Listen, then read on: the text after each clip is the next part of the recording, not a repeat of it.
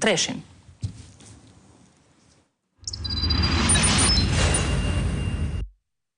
Mediat ndërkombëtare që deri dje pikturonin Shqipërinë si Maldivet e Evropës kanë nisur ta pikturojnë si narkoshtetin që do të hyjë në Bashkimin Evropian si kal troje. I fundit është rrjeti Arte që u ndal tek skandali me luftarhysën ku evidentoi faktin se ai u prit në zyrë nga Edi Rama teksa ka marrë dhe licenca nga kryeju i qeverisë shqiptare. Arte në investigimin e saj shkruan se Shqipëria do të jetë kali i trojës si trafikantëve të drogës në Evropë. Ndërkohë edhe media tjetër prestigjioze El Pais shkruan se Edi Rama mori në mbrojtje publikisht njeriu që pastronte paratë kartelit Sinaloa. Prestigjozja foli për takimin e luftarhysës në kryeministri me Edi Ramën, takim pas të cilit luftarhysës ju dha dhe leja për ndërtimin e 2 kazinove në Tiranë dhe Vlorë. Media tjetër prestigjioze, Follow the Money, ekspozoi lidhjet e Olsi Ramës, Samir Tahirit dhe Taulant Ballës me trafikantët e drogës.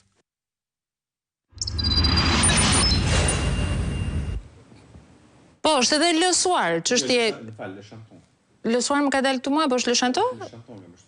Okej, mua në kokë më del lësuar, Albani, një flirti i Bashkimit Evropian me një narkoshtet, pra urdhëro se çfarë shkruajnë mediat ndërkombëtare. Ndërkohë më njoftoni nëse po, nga terreni të rejat që kemi.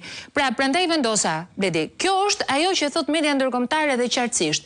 Dhe unë nuk e di, në krijimin e një logjike të thjesht, pra ti bëre një krahasim dhe the, Sonila, vërtet është ky vend është autokratik, po në ndryshim nga këto autokracit referenciale, narkoshteti, i cili po përmendet, madje jemi që jemi, të lutem, sepse është edhe shefi antimafias italiane Nicola Gratteri, ja si përcakton ai saktësisht, një nga njerëzit më të respektuar të kësaj betejë në Itali dhe jo vetëm. Dhe një nga njerëzit që ndryshe nga homologu i tij.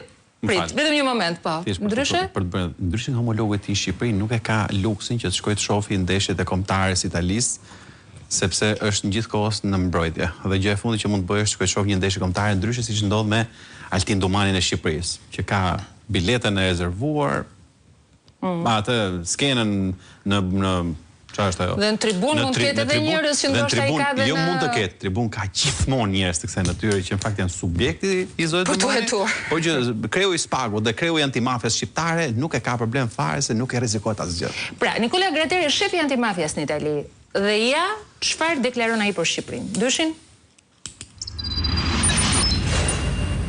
Sot, grupet kriminale shqiptare disponojnë kapital të jashtëzakonshëm dhe mund të mbështeten në lidhje dhe mbrojtje brenda institucioneve.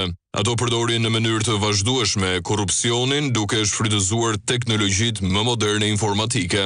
Ndryshe nga mafjet e tjera, të cilat nuk investojnë në vendet e origjinës, grupet kriminale shqiptare riciklojnë të ardhurat e tyre në industri dhe sektor të ndryshëm të vendit dhe janë gjithnjë më shumë të orientuara drejt pushtimit të tregjeve të reja.